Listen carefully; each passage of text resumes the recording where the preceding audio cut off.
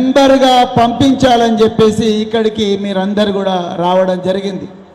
మిత్రులారా, ఇది ఒక పార్టీ సభగా నేనైతే చూడడం లేదు.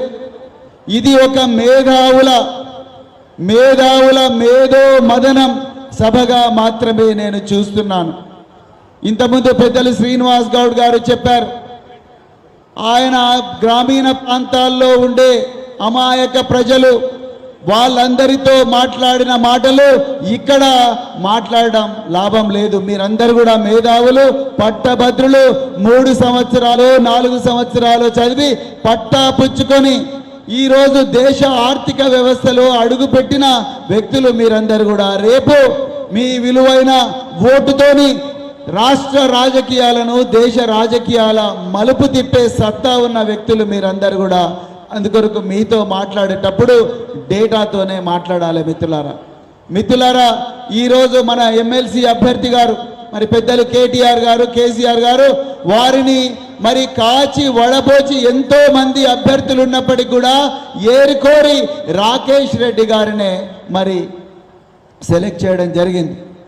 రాకేష్ రెడ్డి గారు ఒక సాధారణ రైతు కుటుంబంలో పుట్టి 10వ తరగతి ఫస్ట్ క్లాస్లో పాస్ అయి అక్కడి నుండి ఇంటర్మీడియట్లో స్టేట్ ర్యాంకర్గా మారి అక్కడి నుండి దేశంలోనే అత్యున్నతమైన అత్యంత కష్టమైన ఎగ్జామ్ బిట్స్ పిలానీ ఎగ్జామ్ రాసి బిట్స్ పిలానీలో మరి సీటు తెచ్చుకొని అక్కడ ఇంజనీరింగ్ కంప్లీట్ చేసి ఇంజనీరింగ్లో కూడా ఎన్నో అవార్డులు తీసుకొని గోల్డ్ మెడల్ తీసుకొని అక్కడి నుండి మరి అమెరికా పోవడం జరిగింది.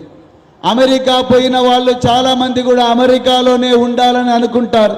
అక్కడి బంగళాలు లేకపోతే లగ్జరీ కార్లు, అక్కడి పట్టణాల్లో అక్కడి నగరాల్లో నివసించి వాళ్ళ పిల్లలు కూడా అక్కడే సెటిల్ అయ్యే విధంగా వాళ్ళందరూ కూడా బతుకుతారు. కానీ ఈరోజు సోదరుడు రాకేష్ రెడ్డి గారు కొన్ని సంవత్సరాలు 7-8 సంవత్సరాలు అమెరికాలో పనిచేసి వెంటనే మరి మాతృభూమి మీద ప్రేమతోని 2013వ సంవత్సరంలో మరి తెలంగాణకు వచ్చి ఆ రోజు నుంచి ఈ రోజు వరకు కూడా రాజకీయాల్లోనే ఉంటున్నారు మిత్రులారా. మరి వారు ఎన్నో బుక్కులు కూడా రాయడం జరిగింది. మరి ఎండ్ ఆఫ్ ఎన్ ఎరా అనే బుక్, తర్వాత మీరందరూ కూడా పోటీ పరీక్షలకు ప్రిపేర్ అయ్యేటప్పుడు చదివే Indian economy, Indian polity, science and technology, Indian history ఏ బుక్కులు అయితే ఉంటాయో అందులో ఇండియన్ ఎకానమీ మీద ఒక చక్కటి పుస్తకం రాసిన మేధావి రాకేష్ రెడ్డి గారు. అదేవిధంగా ఎన్నో పత్రికలకు వ్యాసాలు కూడా రాసిన మరి రచయిత, ఒక అనలిస్ట్ రాకేష్ రెడ్డి గారు. మరి అలాంటి రాకేష్ రెడ్డిని కాచి వడపోసి మనందరికీ ఇచ్చి ఇతన్ని చట్టసభల్లోకి పంపించాలని అనుకున్నారు కేటీఆర్ గారు, కేసీఆర్ గారు. మిత్రులారా, మరి కాంగ్రెస్లో 34 మంది ఎమ్మెల్యేలు ఈ ఉమ్మడి నల్గొండ, ఉమ్మడి ఖమ్మం, ఉమ్మడి వరంగల్ జిల్లాలో ఉన్నారు. ఆ 34 మంది ఎమ్మెల్యేలు రాత్రింబవలు కష్టపడి కాచి వడపోసి ఒక అభ్యర్థిని ఇచ్చిండ్రు కాంగ్రెస్కు. ఎవరు ఆయన? ఎవరు? తీన్మార్ మల్లన్న.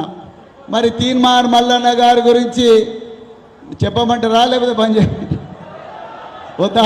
చెప్పాలా వద్దా? చెప్పాలంటున్నారు. ఠీకే, పబ్లిక్ డిమాండ్తోని ఒక 2 నిమిషాలు. మిత్రులారా, లైసెన్స్ లేని డ్రైవర్ బస్సు నడుపుతున్నప్పుడు ఆ విషయం మీకు తెలిస్తే బస్సు ఎక్కుతారా? ఒక డాక్టరు ఆపరేషన్ థియేటర్లో పేషెంట్ని తీసుకుపోయి అవయవాలు దొంగతనం చేస్తుందంటే ఆపరేషన్ థియేటర్కి పోతామా? ఒక కాపీలు కొట్టి పాస్ అయిన టీచర్ దగ్గరికి పోయి ట్యూషన్లు చెప్పించుకోం. మిత్రులారా, మీరు ఒకసారి రేపు కాంగ్రెస్ పార్టీ ఎలాంటి అభ్యర్థిని లెజిస్లేటివ్ కౌన్సిల్లో కూర్చోబెట్టాలనుకుంటుందో మీరు ఒకసారి వినాలి.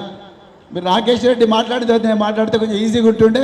రాకేష్ రెడ్డి మాట్లాడిన తర్వాత మీరు ఆయన భాష, ఆయన ఆలోచనలు మీకు అర్థమవుతాయి.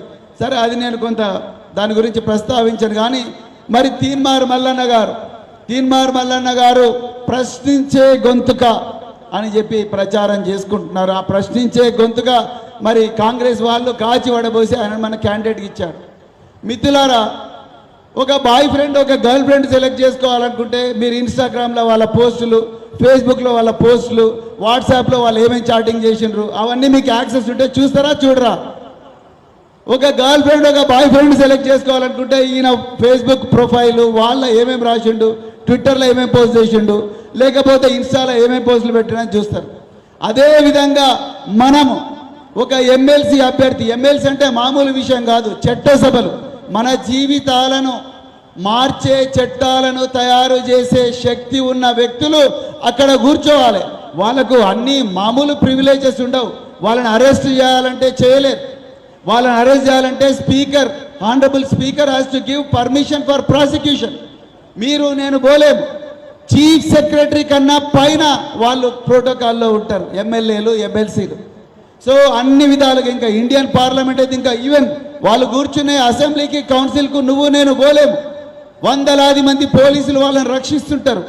అలాంటి చట్టసభల్లో కూర్చునే వ్యక్తి ఏ విధంగా ఉండాలి మీరు ఆలోచించండి. కానీ అలా తీన్మార్ మల్లన్న గారిని కాంగ్రెస్ వాళ్ళు పట్టుబట్టి ఈయననే పంపించాలంటున్నారు. ఆయన గురించి నేను 2-3 విషయాలు చెప్పాలనుకున్నా. Teenmar Mallanna garu election commission of ఇండియాకు ఒక అఫిడవిట్ సబ్మిట్ చేశారు. ఆ అఫిడవిట్లో ఆయన మీద 56 కేసులు ఉన్నాయి. మీరు ఆ కేసుల వివరాలు చెప్తే ఇవాళ అన్నం తినరు. చెప్పాలా? లంచ్ ఉందా సార్? లంచ్ ఉందా? లంచ్. సో ఆ వివరాలు మీకు చెప్పాలి.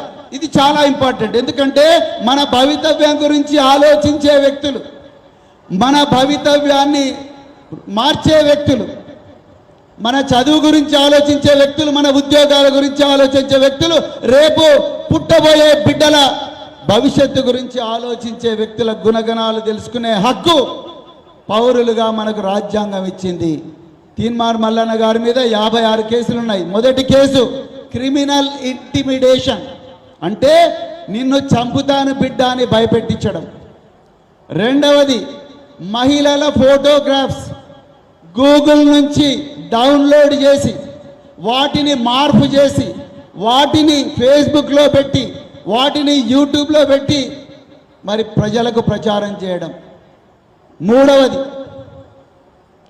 మీ కన్సెంట్ లేకుండా, ఇక్కడ చాలామంది గర్ల్స్ అండ్ బాయ్స్ ఉన్నారు, మీ కన్సెంట్ లేకుండా మీ మొబైల్ నెంబర్ను నేను నా ఫేస్బుక్లో నా వాల్ మీద పోస్ట్ చేస్తే, నా ట్విట్టర్ హ్యాండిల్లో పోస్ట్ చేస్తే, లేకపోతే నా యూట్యూబ్ అకౌంట్లో పోస్ట్ చేసి మీకు ఏమన్నా కావాలంటే ఈ అమ్మాయిని సంప్రదించండి, ఈ అబ్బాయిని సంప్రదించండి అంటే ఎట్లుంటుంది మన బాధ? నేను సైబర్ క్రైమ్ స్టేషన్ నేను పెట్టించిన, నేను 2007లో నా దగ్గరికి చాలామంది అమ్మాయిలు వచ్చేవాళ్ళండి. అమ్మాయిలు అబ్బాయిలు ఏడ్చుకుంటూ వాళ్ళ పేరెంట్స్ అందరు వచ్చేవారు. సార్ వాడెవడో దుర్మార్గుడు మా అమ్మాయి మొబైల్ నెంబరు ఫేస్బుక్, యూట్యూబ్ నుంచి, గూగుల్ ఇమేజెస్ నుంచి ఒక అమ్మాయి బొమ్మ డౌన్లోడ్ చేసి, ఆ డౌన్లోడ్ చేసిన బొమ్మ పక్కన మీకేమై ఈ అమ్మాయి కావాలంటే ఈ నెంబర్కు సంప్రదించండి అని మా అమ్మాయి నెంబర్ అక్కడ పేస్ట్ చేశాడు. చేస్తే మా అమ్మాయి కావాల్సిన పెళ్ళి ఆగిపోయింది సార్ అని తల్లిదండ్రులు కన్నీరు మున్నీరుగా విలపించేవాళ్ళు. నేను 2007 నుంచి 2009 వరకు డెప్యూటీ కమిషనర్ ఆఫ్ పోలీస్ క్రైమ్గా నేను హైదరాబాద్ సిటీలో పనిచేశాను. అప్పటికి ఈ కేసులన్నీ ఎక్కువ వస్తుంటే అయ్యో బాబు ఇట్లయితే బాగలేదు, మరి వీటి కోసం ఒక సైబర్ క్రైమ్ స్టేషన్ పెట్టాలని ఆనాడు మరి technology services DGP Mahender Reddy గారి దగ్గరికి పోయి సైబర్ క్రైమ్ పోలీస్ స్టేషన్ తీసుకొచ్చి శాంక్షన్ చేయించాం. మిత్రులారా, మరి మన కన్సెంట్ లేకుండా మన మొబైల్ నెంబర్ యూట్యూబ్లో పోస్ట్ చేసి మీరు ఏమైనా తిట్టాలనుకుంటే ఈయనని తిట్టండి అంటే మీకు ఎంత ఇన్కన్వీనియంట్ ఉంటుందో ఒకసారి ఆలోచించండి. తీన్మార్ మల్లన్న గారి మీద 3 కేసులు రిజిస్టర్ అయినాయి. Posting your mobile number without your consent is a crime. It's a invasion of privacy. మరి మన ప్రైవసీని ఇన్వేట్ చేసిండు ఆయన. అదేవిధంగా చిన్న పిల్లల మీద వాళ్ళ బొమ్మలు పెట్టి వాళ్ళ మీద యూట్యూబ్ పోల్, ఆన్లైన్ పోల్ నిర్వహించిండు. It is crime against juveniles. చిన్న పిల్లలు అమాయకులు, చట్టం వాళ్ళను రక్షిస్తుంది. రాజకీయాల్లోకి వాళ్ళను లాగకూడదు. నేను నా ట్విట్టర్ మీద కూడా నేను ఖండించిన ఇట్లాంటి చెత్త పనులు చేయకూడదు అని చెప్పి. చిన్న పిల్లలను రాజకీయాల్లోకి లాగడం, చిన్న పిల్లలను రాజకీయ కక్షలు, రాజకీయ విద్వేషాలు ఉన్నప్పుడు చిన్న పిల్లలను స్పేర్ చేయాలని మొత్తం చెప్తుంది ప్రపంచం అంతా. కానీ పిల్లల మీద యూట్యూబ్ పోల్ పెట్టడం ఏమన్నా సంస్కారం ఉందానండి? అదేవిధంగా ఒక వ్యక్తులను జడ్జిలు చేయాల్సిన పని యూట్యూబ్లో కూర్చొని ఒక యూట్యూబ్ మీడియా హోస్ట్ కొట్టినోడిని తన్నించుకున్న వాళ్ళు ఇద్దరిని కూడా తీసుకొచ్చి నువ్వు ఎందుకు తన్నినావు, నువ్వు ఎందుకు కొట్టించుకున్నావు అని చెప్పి, అంటే ట్రయల్ బై మీడియా యూట్యూబ్ పోల్లోనే పెట్టి మీరు ఇది అది అంటే ఆ కుటుంబం మరి ఆత్మహత్యకు పాల్పడే ప్రయత్నం చేసింది. నాటి తెలంగాణ ముఖ్యమంత్రి కేసీఆర్ గారిని ఘోరమైన అన్పార్లమెంటరీ లాంగ్వేజ్తో దుర్భాషలు ఆడితే దాని మీద కూడా కేసులైనాయి. చాలామంది ఇప్పుడు ఆయన తీన్మార్ మల్లన్న గారు ఏమంటున్నారు, ఆనాటి ప్రభుత్వం నా మీద కక్షపూరితంగా పెట్టిన కేసులని. మిత్రులారా, ఇవి నిజంగా కక్షపూరితంగా పెట్టిన కేసులు అయితే కోర్టు ఎప్పుడు ఆ ఎఫ్ఐఆర్లన్నిటి కూడా క్వాష్ చేసేది. మరి ఎందుకు కోర్టు క్వాష్ చేయలే? 74 రోజులు జైల్లో ఉన్నారు మల్లన్న గారు.